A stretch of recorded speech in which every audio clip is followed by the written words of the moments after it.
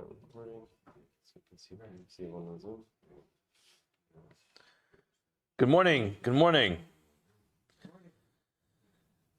We begin today's daf Mem Aleph Amud Aleph in Gittin. We begin by thanking our sponsors, We begin by thanking our Talmud Torah sponsor, Naftali Tilson of Talmud Israel, in honor of the yahrzeit of his dear parents, Rabbi Yona ben Avram Leib, and Rivka Bas Yaakov, and their neshama should have an aliyah, and the family should have an achama. We also thank the sponsors of the Week of Learning, Yehuda Janine Goodhart, Lilu Nishmas, Yeshai Zalman ben Lazer. We also thank Binyamin and Ilana Levin in honor of the birth of a granddaughter, Mazel Tov, Liora Sarah Levin.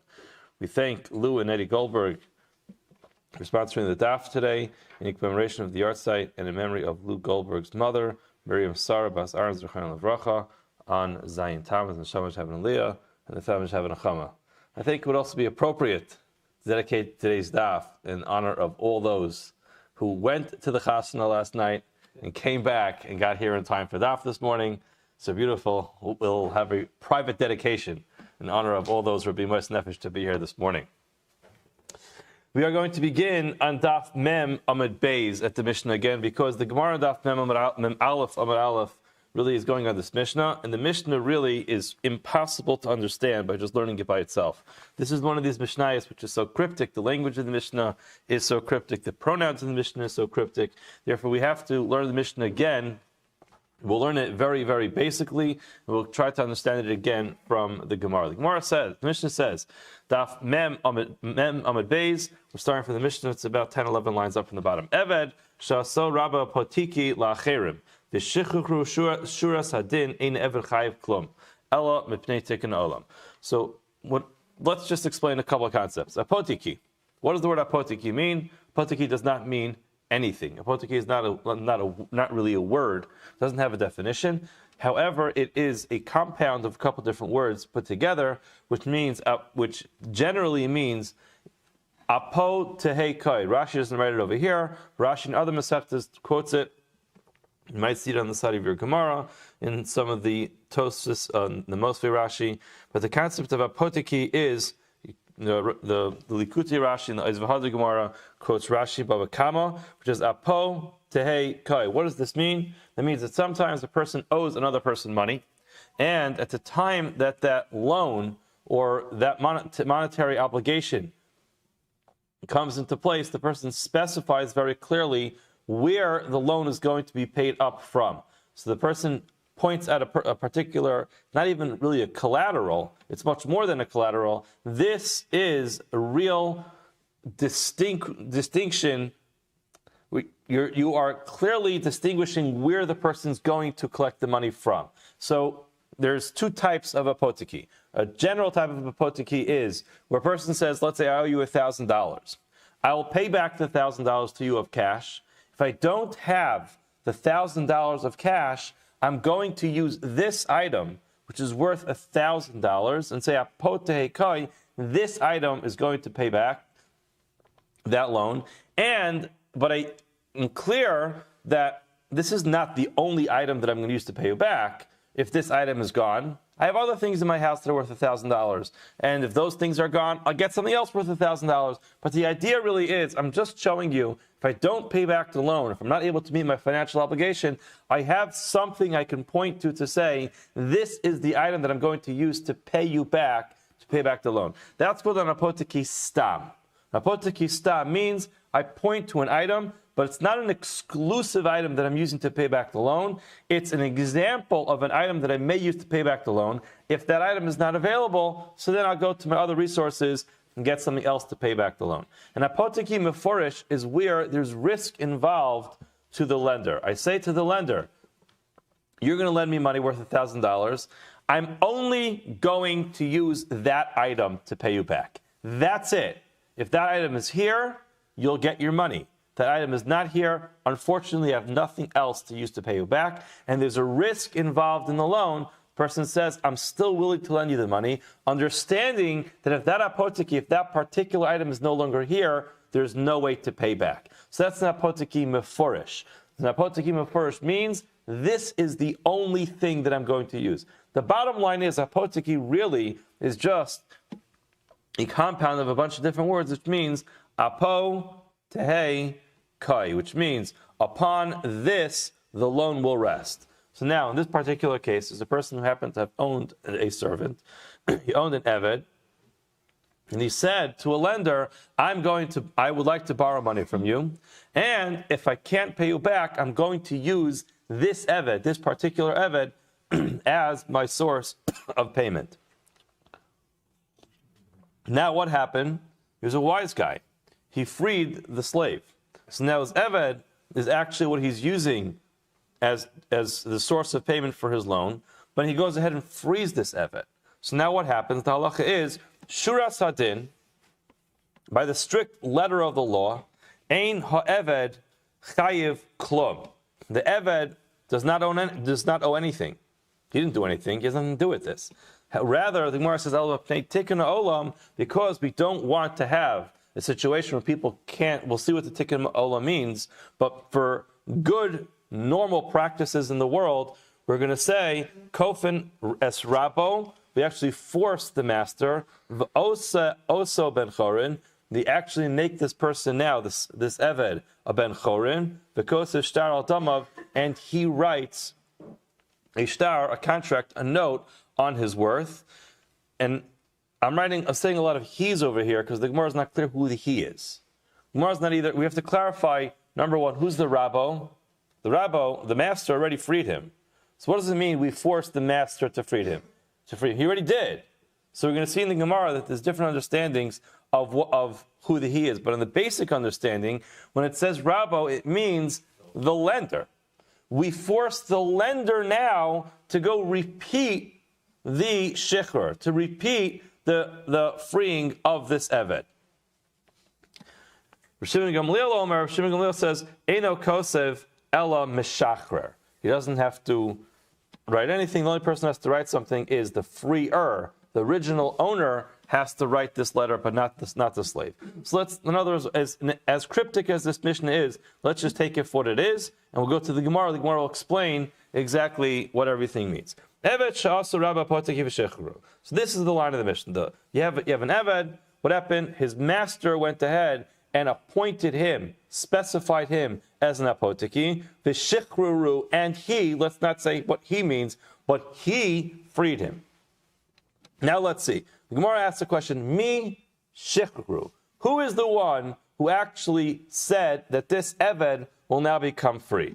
Amar Rav says, Rabbo Rishon, the first master. Now we're using the term Rabbo Rishon and Rabbo Sheni, although there really isn't a second master, but when we say Rabbo Rishon, that means his original owner.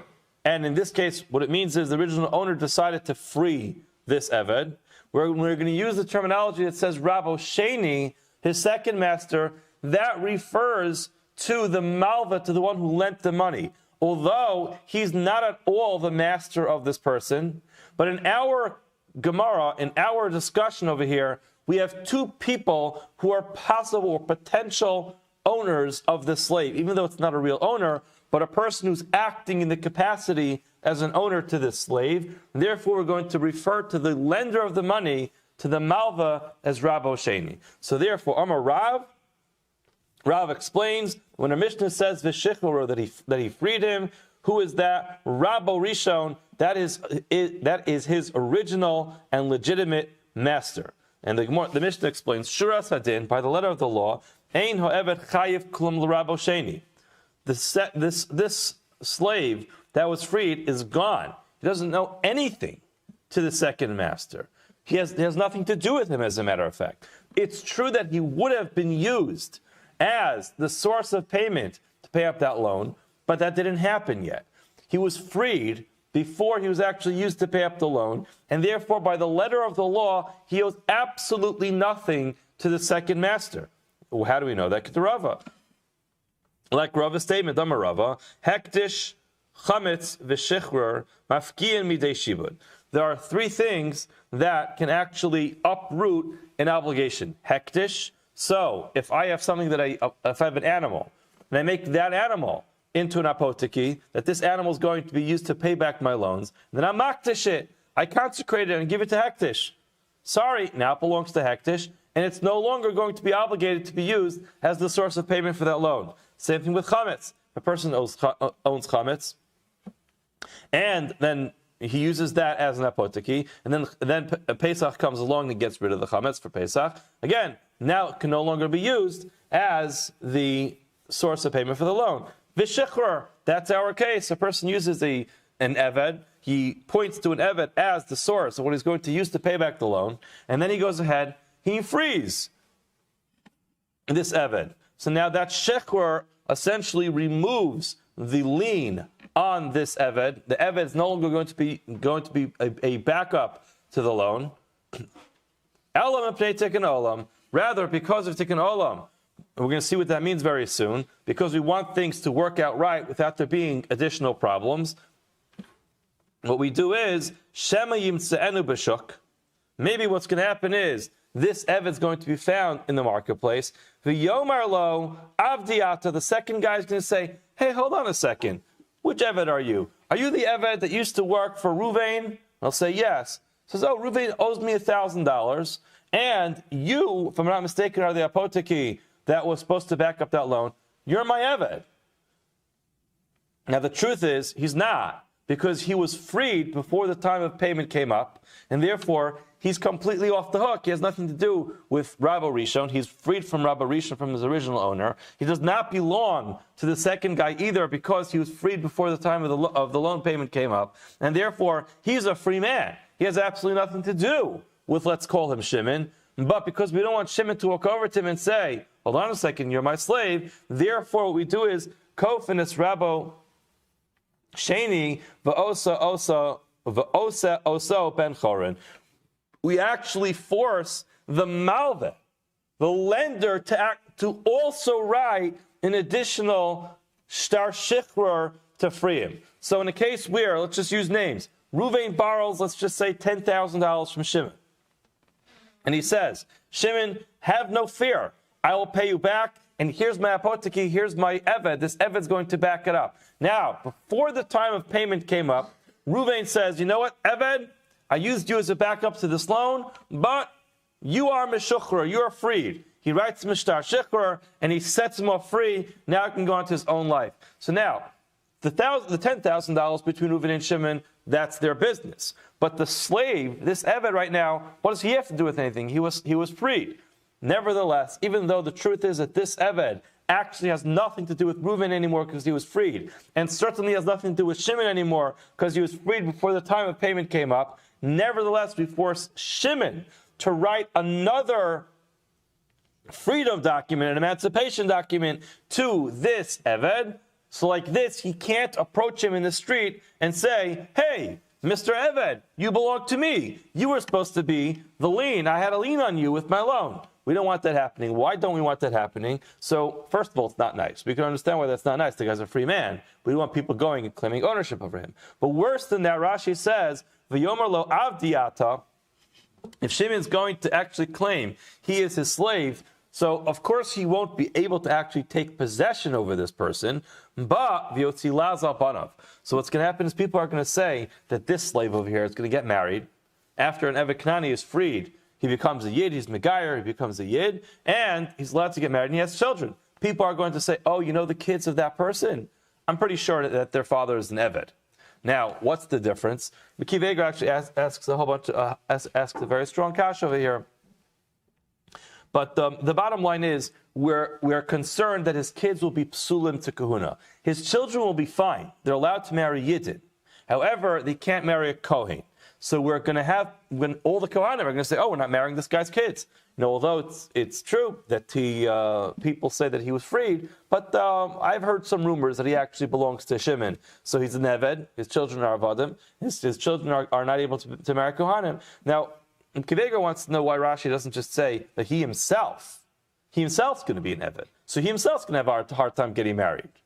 Right? But we'll leave that kasha to Akiva Eiger. The bottom line is, that's the real problem. We're not just worried that people are going to call him an Eved, which is not nice. We're worried that it's actually going to affect the ability of either him or his children to get married. Therefore, we force Shimon to write what's really an unnecessary document of shichrur, of emancipation, because we don't want anybody to be able to say, oh, this Eved belongs to Ruvain. Oh, this Eved belongs to Shimon. Therefore, both Ruvain and Shimon write this document of shichrur to the Eved, and therefore it's going to all be cleared up and everything's okay. That's the way Rav understands the Mishnah. So, again, clearly, Ruvain owes money to Shimon. He uses his Eved as the collateral. He puts a lien on the Eved. He frees the Eved. Now the halacha is, me'ikra din, from the strict letter of the law, nothing else needs to be done. However, in order to protect the dignity and the kashrus of this Eved,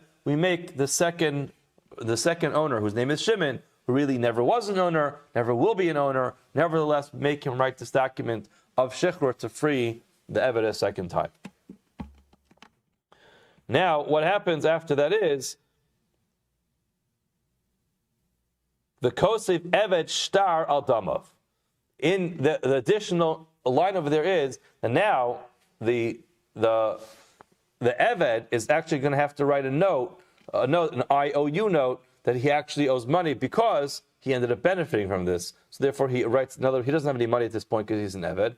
So he writes a shtar to Shimon because as a result of this whole situation, he ended up getting freed earlier. And Shimon Gamliel disagrees. He says, "Ein Eved kosev ela meshacher." He doesn't write anything. The Eved has no reason to have any financial obligation over here. Rather, who's the one who has to write the IOU note? It's going to be the meshacher, which is the first, the lender, the borrower, the first borrower. Now he's the one who has to write a note to Shimon. Why? Because he owes him money, and therefore he's the one who has to write that note. Now, what's the argument over here? What's the machlokus between the first opinion and the second opinion? B'mazik shibudo shel chaver kamiflagi. This is a discussion of mazik shibudo shel chaver.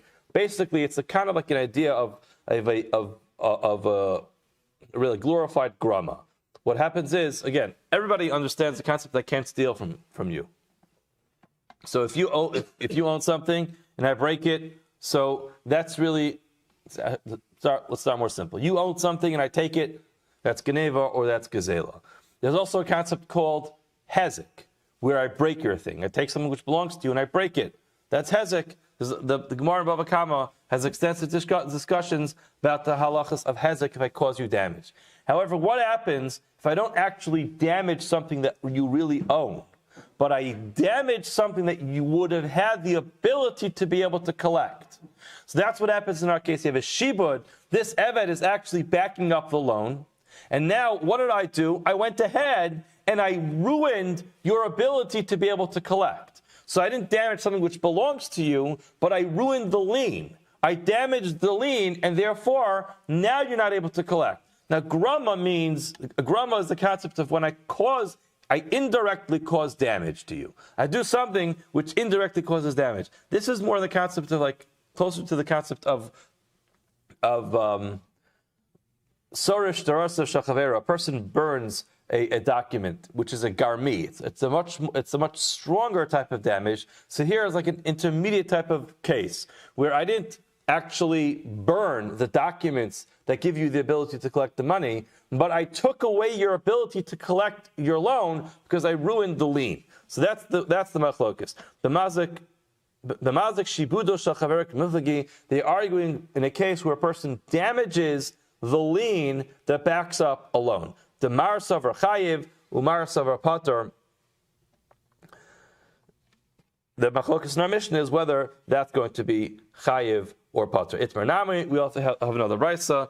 Hamazik shibudo shel chavero. The person goes ahead and damages the lien of his friends. Banon machlokus b'shimon gamliel v'rabbanon. That is actually the machlokus between Shimon Gamliel and the Rabbanon, where Shimon Gamliel is going to say, listen, you went ahead and you freed the slave, so therefore you ruined my lien. Therefore you have to pay for it. And the Rabbanon are going to say that he's not chayiv in such a case.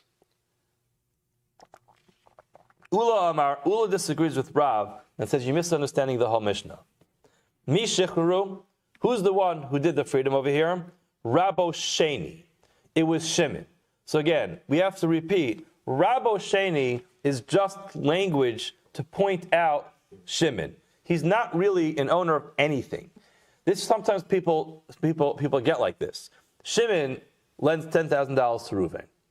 And Reuven says, ultimately, I'm going to use the Eved to pay you back. Now, he didn't use the Eved to pay him back. But Shimon started to get excited. He started to think, look at me. I got an Eved coming my way.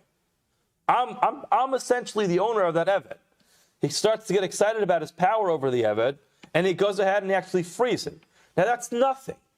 He has no ability to free someone else's Eved. He's not a master at all, but he considers himself to be an Eved. So therefore, Shura Satin, by the letter of the law, Ein Eved Chayiv Klum B'mitzvos. The Eved is not free. Since he's not free, he's still an Eved Kanani. He doesn't have to keep mitzvahs more than an Isha, and therefore he's not chayiv any more mitzvahs. However, because he's taken olam, we make him keep mitzvahs. Once he's already called the Ben Chorin, Kofinis Rabo Rishon, V'osa Osa Ben Chorin. People heard there's this thing that happened. Oh, you know what? There's a transaction between Reuven and Shimon. Reuven used to be the owner. Shimon's becoming the owner. Shimon freed him. Maybe he is free. Once that happens, we say, you know what? All this questionable stuff over here, Reuven, quickly get Shecher out and free this guy. Now, because the Shtar al-Damav, who writes the Shtar al-Damav? It would seem like the second guy. The second guy now caused Reuven to have to free his slave. So he has to actually write a shtar for the damage that he did by freeing someone else's slave, which in turn forced Reuven to go ahead and free his slave. Shimon Gamliel says, "Ain't no kosev el meshachar." No, the meshachar actually is one who has to write that note. What's the machlokas? The argument, the concept of hezek she'eino nicker. Hezek she'eino nicker means sometimes you can cause a person damage, but it's not recognizable damage. In other words, there's a value damage that happens over here, but you can't actually see it. Examples would be where a person goes ahead and is makdish someone else's item. So in a case like that, you can't see the damage. The animal is not going to, or the item is not going to be broken, but its value, he no longer has the ability to be able to have any benefit from that value. So that's what happens in our case. They cause damage, but the damage is not recognizable because it's not something you can actually see. So hezek she'eino nicker doesn't mean it's covered. So, for example, if I were to, bang into someone else's car, and the outside of the car looks fine, but I ruined the engine, that's hezek nicker, because just open up the hood, you'll be able to see the damage. Doesn't mean it's covered. It means that with after all examinations from the eye, you can't see the damage. However, in value, you've severely decreased the value of this item. And that's what happens in this case. He went ahead and said something, and then ultimately forced him to be able. He forced him to lose the value of his eved. Mar savar shmehezek, mar savar lo shmehezek. That's machlokas in our Mishnah between the Rabbanan and Shimon Gamliel. Ulo my time lo amar karav. Why is it that Ulo does not say like Rav? Why is he arguing? In other words, why is he arguing and saying that shikuru means the second guy went ahead and freed him?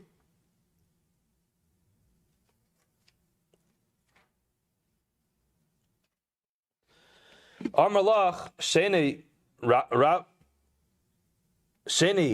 Karaslay. Are you going to call the second guy actually the Rabbi, the master? For Rav Matayim lo amar kula. Why did Rav not say like Ula? Amalei Sheni Meshachar Karaslay. Can you call the guy a Meshachar? So therefore, in other words, both of them have a problem with the language. And this is what we really addressed this earlier by pointing it out, that they had a problem with the language, and therefore they went ahead and assumed it was talking about the other person. Itmar ha'osa sadei apotiki. Once we're talking about this concept of an apotiki, we start to talk about other halachas. Itmar ha'osa sadei apotiki. A person sets aside his field as an apotiki lacherim. It's an item which is going to be a collateral for payment for a loan. He puts a lien on it. V'shatva nar. Unfortunately, the nar overflowed and it took over this piece of property. So now, if you look at Rashi, it's not talking about simply.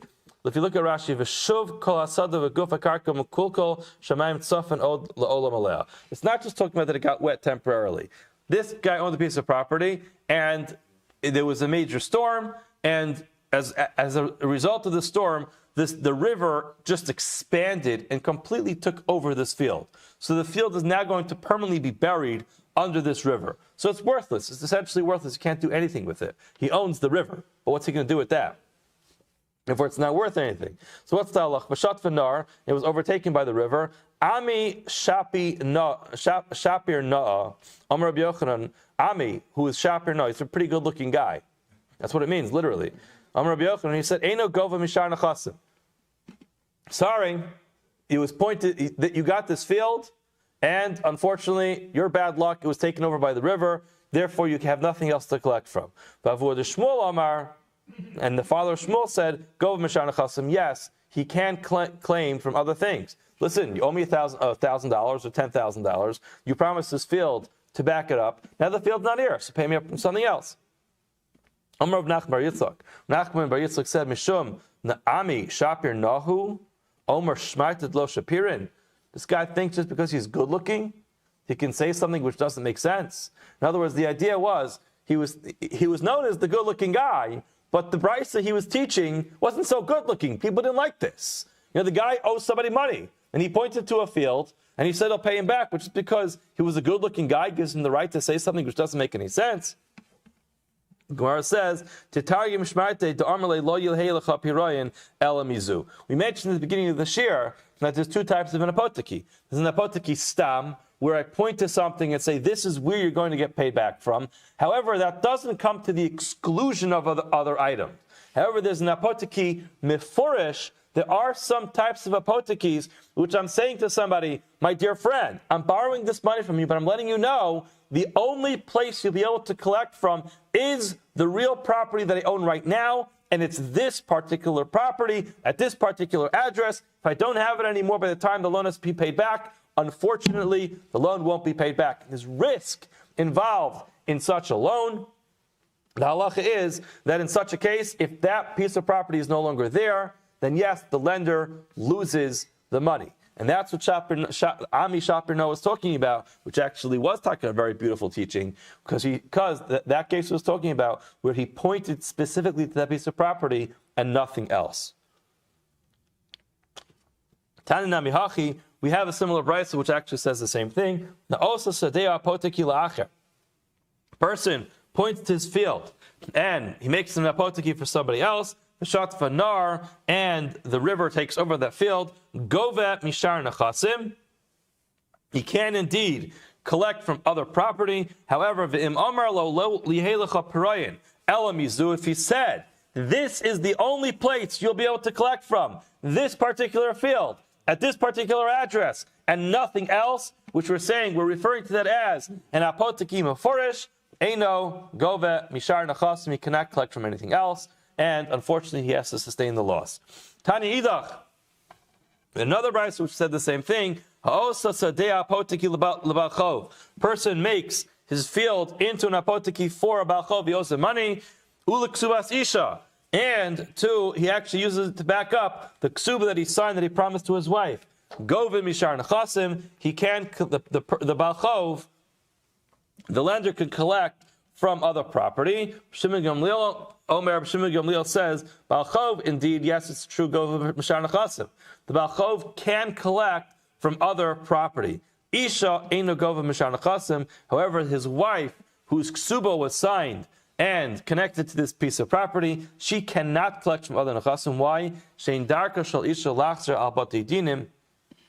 It is not normal for a woman to have to start going to Beis Din to start negotiating with them about which piece of property. In other words, just to explain this, the umdana, this is the concept of an umdana, of an assumption, a very strong assumption that we're going to make. A person gets married and he signs a ksuba to his wife. That's generally a very happy time in their life. Now the ksuba is a document that a husband signs promising all kinds of good things to his wife and promising to take care of her. All these beautiful things he's going to do to take care of his wife. In addition to that, he makes promises, kind of prenuptial agreements, what will happen if the marriage does not work out. He does not want to write in that document that she's going to have to go ahead and jump through all kinds of hoops to try to go ahead and collect the money that she has. So it's really, it's two sides of the coin. Because on the one hand, he says, I want you to know this is the piece of property that's used to back up your ksuba. If anything ever happens, you know where it is, you know how to get it, you know what it looks like, you know everything you need to know about it. You don't have to start going to Basin to try to track down my properties, see which ones they own, and get people off of it. I'm just promising you this piece of property. That makes it much easier. The same side, the other side of that coin is that that's the only piece of property that he's giving her. So he gives it to her like that because it's much easier for her, but the result, the consequence of that is that she's not getting any other piece. So that's the umdana of what happens at that point in time, and therefore, a piece of property that's used to back up a ksuba is going to be considered an apotekim aforish, and only that piece of property, and only that piece of property is what he uses to back up the ksuba, and nothing else. The Mishnah continues, Misha chetziv eved v'chetziv ben chorin. A person who is the half eved and half ben chorin. So what does that mean? Rashi tells us this is talking about a case where an eved was owned by two different owners, and one of them went ahead and said, you know what, I want to let you free. So the Mishnah says, Oved es rabo yom echad, v'esatzmo yom echad. He has to work for the remaining master for one day, and on the other day, he's free. So let's just say Reuben and Shimon owned this Eved, so he worked for Reuben on Sunday, Shimon on Monday, Reuben on Tuesday, Shimon on Wednesday, and so on and so forth. Now Reuben goes ahead and frees the Eved, so now he has Sunday off, he has Tuesday off, and he has Thursday off. So that's the Gemara says, Divrei Beis Hillel, those are the words of Beis Hillel. Beis Hillel says there's no problem over here. He has two owners, one of them freed him, so therefore half the week he's going to be free, half the week he's going to have to work for this other owner. The Shammai Omrim, the Shammai says, Tikantim es rabo. Very nice. You worked everything out for the master, for the owner of this Eved. However, ves atzmo lo tigantem. This Eved over here is really up the creek without a paddle, because it's true, it's very nice that he gets freed half the week. However, he can't live. Why can't he live? Because Lisa Shivcha, can he marry a Shivcha? Sure, no, he can't do that. Why Shekar Chesed Ben Chorin? He's halfway a free man, so he's no longer able to marry a Shivcha Kananis, a non-Jewish maidservant. Top of the Malach on the base, the Mishnah continues, Bas Chorin Yefsher, can he marry a free woman? No. Why Shekar Chesed Eved? Half of him is still an Eved, so he can't marry a regular Jewish Bas Chorin, so he's really stuck. What's left? The only thing that's left is Yibatel. He could sit there and not get married. Lo nivra olam el perivirivya. You can't do that to him. You can't tell him he can't get married his whole life. And the pasuk tells us that the world was created to be populated. We're supposed to have children. How is he supposed to have children if he can't get married?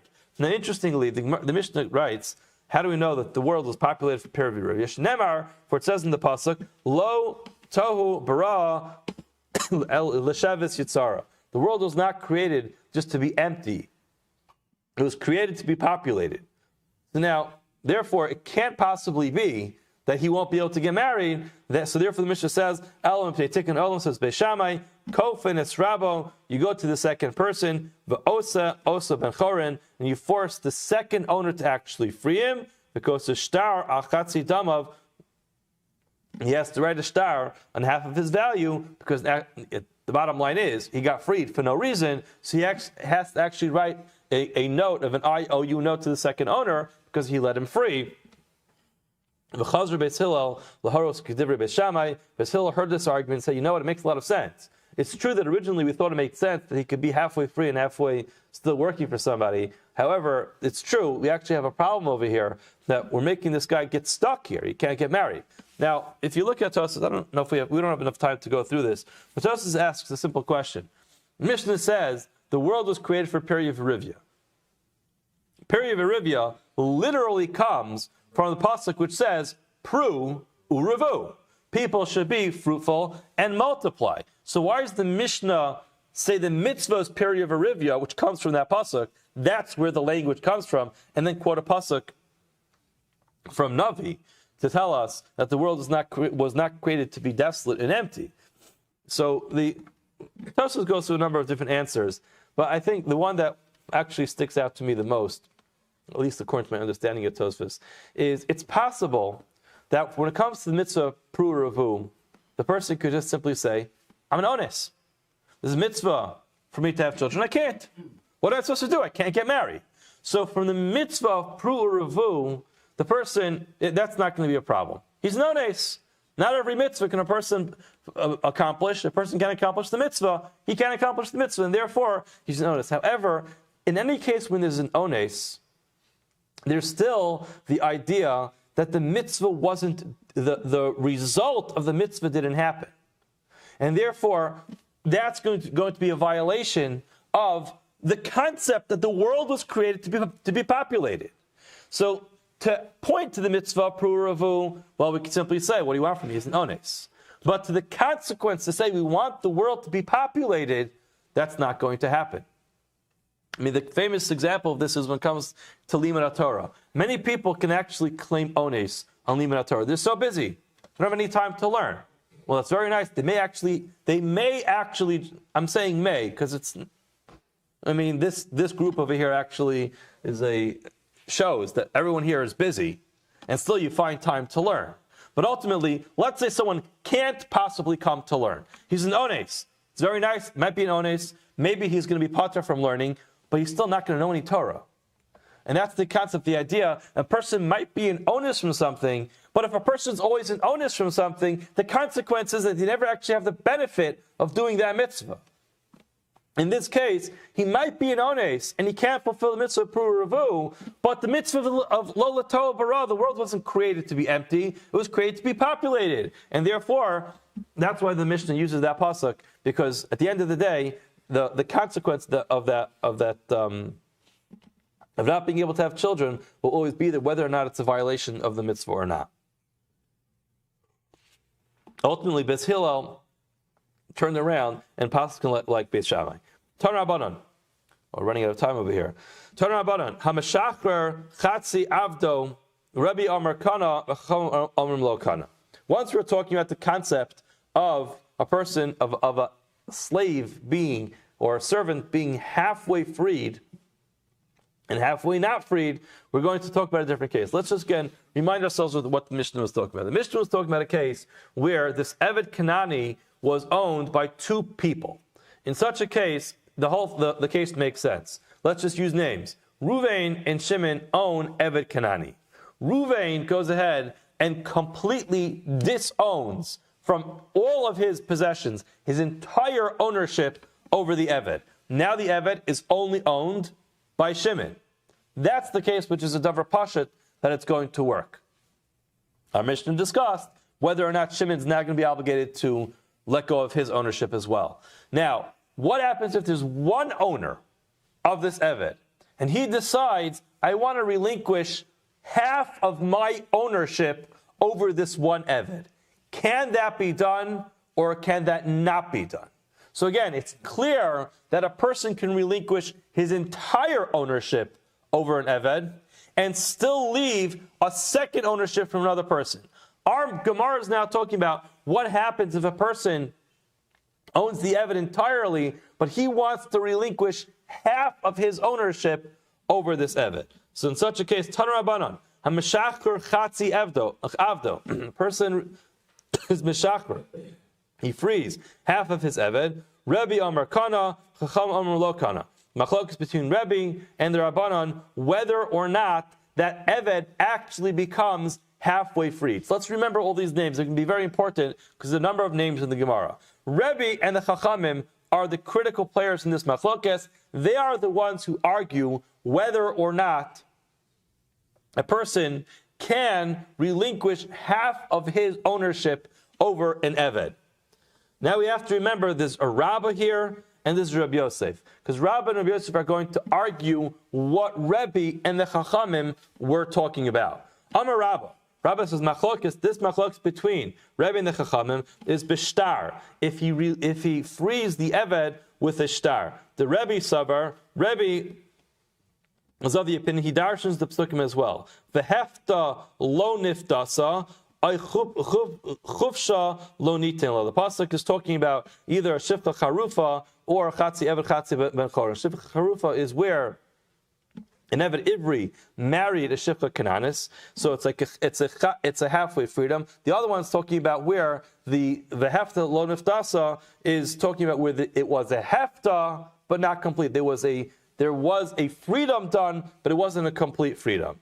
So now, Makish Shtar LeKesef. We actually have a Hekish of Shtar to Kesef. Makesef, Bein Kulo, Bein Chesef. Just like when it comes to money, a person can go ahead and relinquish half their ownership. Afshtar Nami Bein Kulo, Bein Chesef. So therefore, if he uses a shtar, he could relinquish half his ownership, but halfway or not, or the whole thing. Rabbanan Gamri La Meisha. We can see this price later on today's staff. They learn a hekish of La Meisha. Just like when it comes to Isha, Ma Isha Chetzia Lo, person can't divorce half his wife. Af Eved Nami Chetzia Lo, person cannot free half of his Eved. Avol Bekesef. However, when it comes to money, Divriya Kol Kana, according to Rabbi, everybody, both Rabbi and the Chacham, are going to agree that when it comes to money, a person can actually do a pidyon. An Eved can do a half a pidyon, and peduya ve'ne peduya, you can have an Eved which is halfway freed, halfway not freed. Let's just say that the following is the machlokes. The Mar Savar Kesha Difa.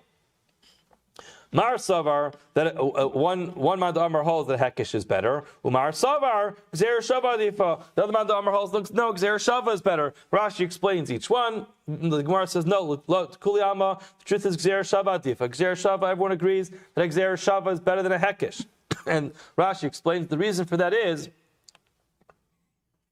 because Gzer Shava comes from Sinai, and essentially the pasuk is extra. That word is mufna, it's extra, and therefore it's going to be stronger than a hekish. Shani hacha. In other words, everyone agrees that Gzer Shava is better. So why is it that the Chachamim, that Rabbi would prefer to use a hekish? Shani hacha dikol mifrach mal isha sheken any yotze bekesef. The Gzer Shava is not so good because the comparison from isha to an Eved is not the same. Why? Because a woman, one of the ways for divorce, learning Maseches Gittin, we know, she cannot be divorced by redeeming herself. There's no way to buy yourself out of a marriage. So therefore, it's not comparable. An Eved can indeed monetarily redeem himself. Rabbi Yosef disagrees with Rabbi from earlier, and Rabbi Yosef says no, they're not having machlokas b'shtar. Rather, Rabbi Yosef says machlokas b'kesef. The argument is indeed when it comes to money, the Rebbe savar v'hefta lo niftasa, which is peduya ve'ne peduya. Rebbe says when it comes to money, yes, you can have a half of redemption. Rabbanan say no. The pasuk says v'hefta lo niftasa. It just means that's the way that people speak. It doesn't mean that there's a way to actually redeem yourself halfway with money. When it comes to shtar, so it's important to point out two things. There's two different points that they're arguing about. They're arguing about shtar and they're arguing about kesef. And this is going to become important because soon, in about one line, we're going to prove what the halacha is with shtar, but we're not going to prove what the halacha is with kasef. And then a line later, we're going to prove what the halacha is with kasef with money. I'm sorry that we're kind of running against the clock over here. It's a little bit complicated, but we'll try to make it as clear as possible. Meisr, the Gemara asks the kasha from Brisa. Hamashach chatzi avto. Person goes ahead and frees half of his eved bishtar, clearly with a shtar. So who says this? Rabba, I'm a Rabbi Machlokas Bishtar. Rabbi Amar Kana. Rabbi says he is Kana. Amar Lo Kana. Clear as black on white inside the Brisa. Then when it comes to a freedom with a shtar, that's where there is machlokas between Rabbi and the Chachamim. Where Rabbi says yes, he becomes halfway freed. Chachamim say no, he's not halfway freed. So that says the Gemara. Tiyufta, to Rav Yosef, Tiyufta, it's a solid Tiyufta. Rav Yosef is incorrect, and Rav Yosef cannot say that when it comes to shtar, everybody agrees that it's going to work, because we clearly have a machlokes between Rabbi and the Chachamim. Now, the Gemara continues, Bishtar, hu depligi. We see that the machlokes is only by shtar. Aval b'kesef lo pligi. There's no machlokus by kesef. Therefore, limit tarit you have to derv Yosef betarti. Now let's just say when he said that they are arguing about money, he's also wrong about that. In other words, he's not only wrong about his statement that they don't argue about shtar, he's also wrong when he says that they do argue by kesef. Yosef said no. Pligi b'shtar v'huadim kesef. They argue about both. However, so why does it say in the Brisa shtar doesn't say anything about kesef? Why does it say shtar clearly in that Brisa and not kesef? Rabbi, to bring out the power of Rabbi, where he says that it's going to work to become halfway freed. So the Gemara says, okay, very nice. You're mentioning shtar to bring out the point of Rabbi that it's going to work and he'll become halfway freed. So mention money. It's like this. You can see that the Rabbanan say it doesn't work. The Gemara says, no, we always like to highlight the one who's going to be makel and be matir it, not because it's better to be makel, but when a person is makel and a person is actually matir something, it shows that they're much more thorough about the research, because people are not matir things unless they're absolutely certain that it's going to be mutter, and therefore when a person says something is mutter, we like to highlight that. Tashema. We're going to quickly read through this price. It's a bit of a long price, so just to go to the question. Tashema. Let's read this price. Vehefta. The pasuk says vehefta. Yachalakal. I think that means he's entirely freed. Tamalomer. No, lo neftasa. The pasuk says no, he's not freed. Elo neftasa. If it only says lo neftasa, yachalakal. I would say he's entirely not freed. Tamalomer vehefta. The pasuk says yes, he is freed. So it's confusing. Is he free? Is he not freed? So what's talking about? Ketzad. How do we understand this? Peduya ve'ena peduya. It's talking about where the person is redeemed but not redeemed. Bekasef. Money was used, or b'shavakasef, or something worth money. Clear. How do we know that you can do this? Halfway freeing. You can free him halfway with kasef and with shtar. It says v'hefta lo neftasa oichu pasha lo niten la, and that's referring to a shtar. So that's the hekesh that we talked about earlier. And later on it says the kasav law sefer krisis. He'll write for her a sefer krisis, a divorce document. Malala b'shtar. Just like when it comes to divorce, it's done with the document. Afkan b'shtar. When it comes to relieving an eved, it can be done with a shtar. Ainli ala chetzav b'ketzav a kula b'shtar. I only know that if it's halfway done with money, or entirely done with money, then that's going, or entirely done with a shtar, that's going to work. How do I know? Clearly, this is what we're talking about. This is our discussion. Chetzyav b'shtar, minayin, that a person could use a shtar to free half the eved. How to know that works? Talmud Lomar says in the pasuk v'hefta lo niftasa. It says, the pasuk continues and writes that whole discussion over there. Makish shtar lekesef. That makes a hekish of it juxtaposes money to a document. Makesef and kula bechetzav. Just like when it comes to money, it doesn't make a difference if it's the whole thing or it's half of it. Afshtar nami bekula bechetzav. When it comes to shtar, whether he does the whole thing or half the thing, half of the freedom, it's going to work. So Bishlam of Yosef, according to Yosef, after he was already shown to be incorrect, Hamani Rabbi, it will still work according to Rabbi. El Rabba, according to Rabba, Reisha Divriyakal. The Reisha, it's going to be according to everybody because it's talking about money. The Sefer Rabbi, the end of this price is only going to work according to Rabbi. Amarlach Rabba, Rabba will say yes in Reisha Divriyakal. We can indeed say that the Reisha was Divriyakal, but Sefer Rabbi, and the end was only Rabbi. We'll stop here by Rav Ashi. Have a wonderful day.